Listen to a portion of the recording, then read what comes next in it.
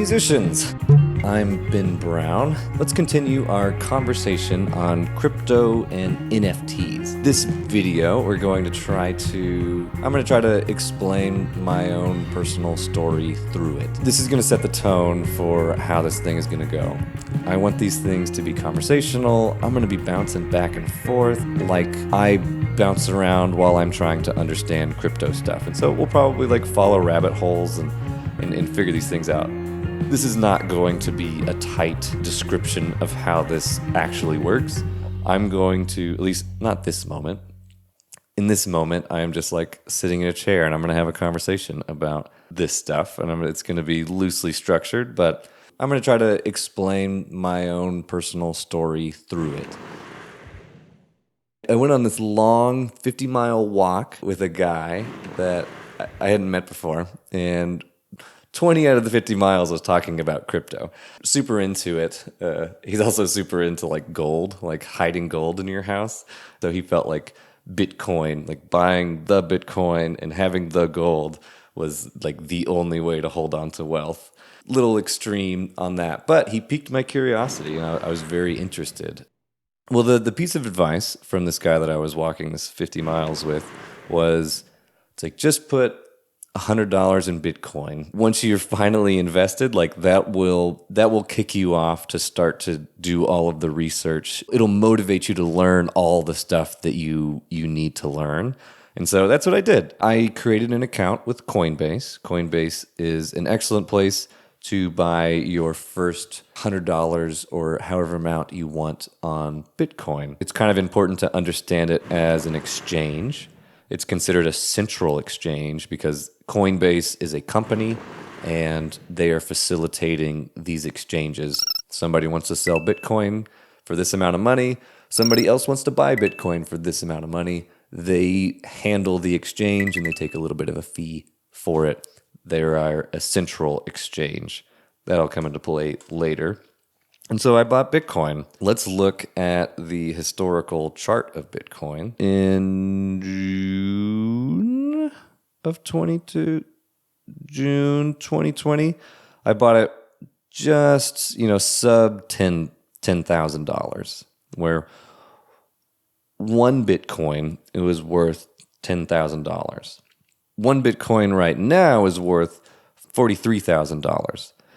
A Bitcoin, it can be split up very, very, very tiny, and then you can buy it for literally any amount.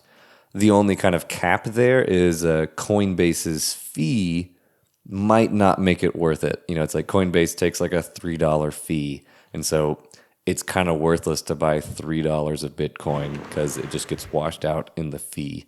I think, what was it? So then last year it grew to 14, 15, and I got so nervous. I sold off half of it, and then it just skyrocketed. So that was good. That was a good lesson because I was I should not play the stock market. I shouldn't do this speculative game where I'm going to buy it and then I'm going to sell it at the right time. It's no, that's not the game I want to play. I think that's silly. Trying to predict this graph and buy in the troughs, sell on the peaks is just it's just total randomness, and that stresses me out. There's a great book called 22 Immutable Laws of Marketing. It's a cute little book. You could read it in a day.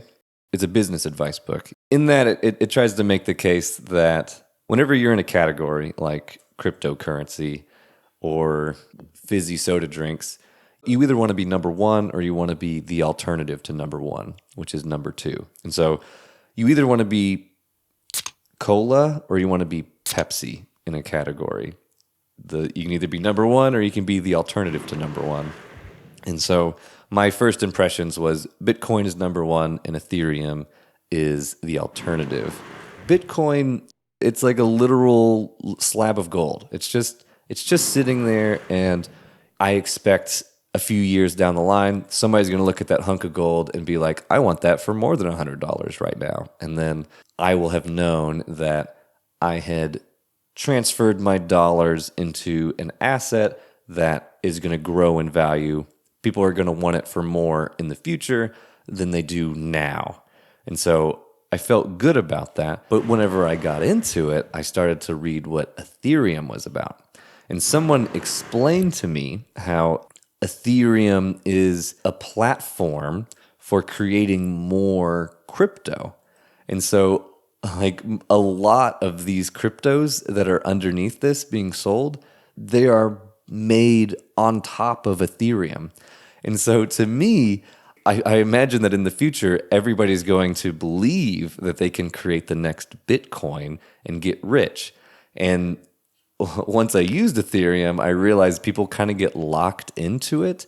And like to get out, you have to buy more Ethereum to even get out. And I was like, this seems like a thing that's pretty safe. Like I'm betting on people's greed and like their wild imaginations of being able to create the next Bitcoin and become super rich.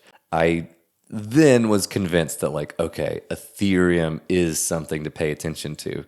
I'm going to leave it there. That summer of 2020 is known as DeFi summer. And in the next video, we'll talk about DeFi summer, why that like increased my interest in it. And I think I can give a little bit of context about some of the useful use cases for crypto and Ethereum. And that will quickly get us into NFTs in the next conversation. So next discussion will be DeFi summer.